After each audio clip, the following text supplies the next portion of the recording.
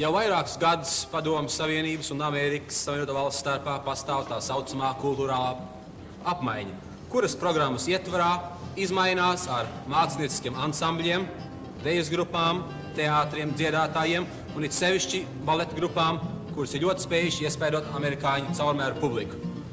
Pieņemsim, kad šāda publikas daļa atgriezīsies mājās pēc šāda iespaidīga vakara, un kādas šīs vakara sekas tās jūs dzirdēsiet nākamā muzikālā priekšnesumā.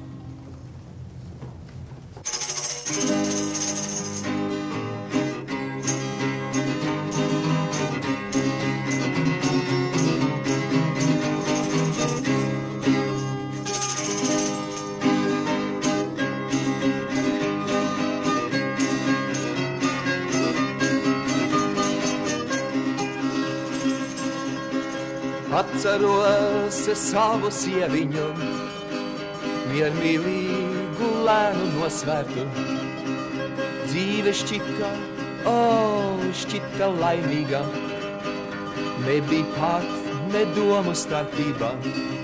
Tad vienu dienu pelēku, mēs bijām skatīt bolšoj baletu. Hei! Nu manai sievai tādas indīves, ka to pat vairāk nepazīstu es. Gari, man magā kaut kas nav vairs foršs, jo rītā vakarā tiek servēts boršs un atļumērī akadēmijā.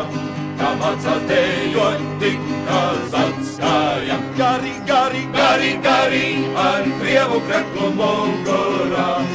Mežonīgi riežas apkārtā, bet tas jau tiešām nebūtu nekas.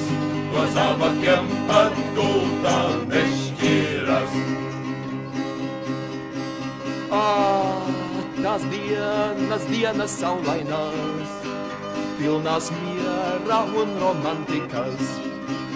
Nodevamies dzējai mūzikai, nebija vietas disharmonijai. Tagad valda pie mums citāds gars, skaļi burbuļa nu samovars. Hei!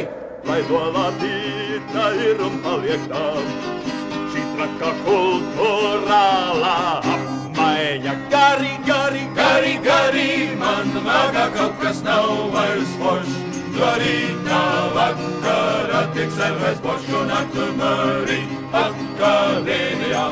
Kā mācās dejot tik kazats kājām. Gari, ar krievu kreklu mugurā.